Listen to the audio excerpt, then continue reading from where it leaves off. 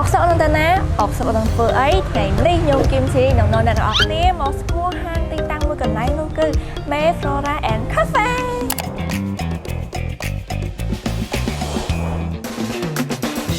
សម្រាប់មិត្តនារីស្រីៗគ្នាយើងជាពិសេសអ្នកដែលចូលចិត្តហាងកាហ្វេដែលមានដេកបែបផ្កា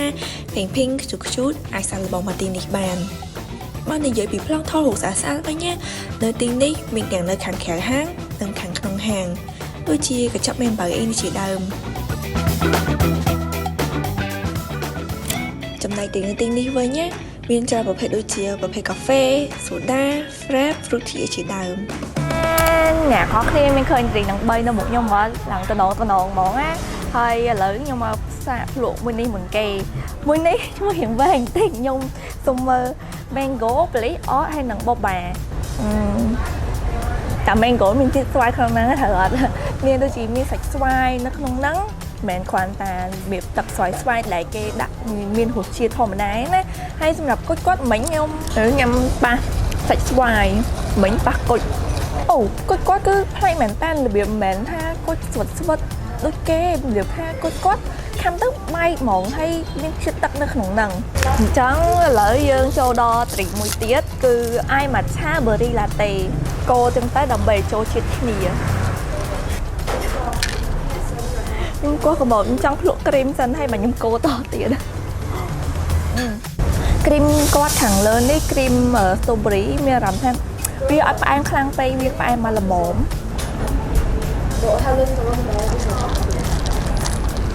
បើណាគេអត់សូវចេះហូបម៉ាឆាខ្ញុំគិតថាក៏អត់អីដែរព្រោះមិនសត់ខ្លាំង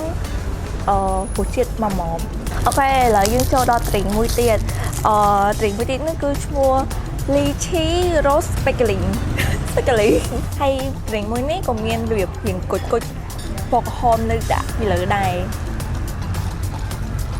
ហើយនេះគឺជាប្រភេទបែបសូដា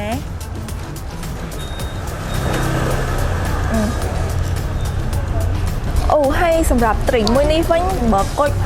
អត់ដូចគុជdrink មួយនេះទេគុជមួយនេះរៀងស្វិតដូចគុជយើងញ៉ាំរដងហ្នឹងរៀងផ្អែមអូអ្នកនរគ្នានៅទីនេះហើយមិនមែនធម្មតាជាហាងកាហ្វេតែក៏មានជាការលក់ផ្កាដែរហើយខ្ញុំបានដូចជាអស់ TikTok ឃើញเพจគាត់មាន drink មួយចំហៀងហើយនឹងការមួយចំហៀងអញ្ចឹងទៅអញ្ចឹងតោះយើងទៅសាកទៅរៀនជាមួយគាត់ទាំងអស់គ្នា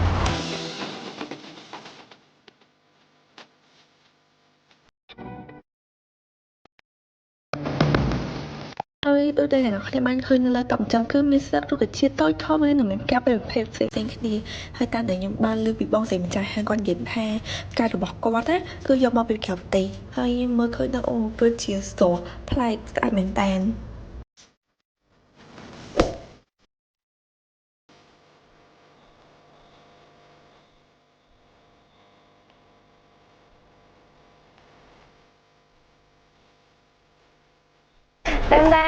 ខ្ញុំបានដេកផ្កាហើយជាពិសេសហើយគឺខ្ញុំអរគុណបងស្រីមែនតែដែលគាត់បានជួយពង្រៀនខ្ញុំដេកផ្កាអញ្ចឹងណាតែយើងមាន drink បែបនេះគប់ផ្សំចូលគ្នាទៀតហើយខ្ញុំគិតថាស័ក្តិសមមែនតើសម្រាប់ជាកាដូសម្រាប់គប់កណ្ដាលក៏បានឬក៏ជូនមនុស្សពិសេសយើងក៏បានដែរទុកលឿនបង់ស្អាអីចឹងណាហើយសម្រាប់ទីតាំងគឺនៅក្រោយវត្តលង្កាផ្លូវ282ផ្ទះលេខ14ឬក៏អ្នកទាំងអស់គ្នាអាចសើចក្នុង Google Maps ដាក់ថា May Flora and Coffee ក៏បានដែរជាចុងក្រោយបើសិនជាអ្នកទាំងអស់គ្នាអរសុខកុំភ្លេចមើលកម្មវិធីអរសុខផងណាជួយជាមួយខ្ញុំគឹមឈីនៅវីដេអូក្រោយបាយបាយ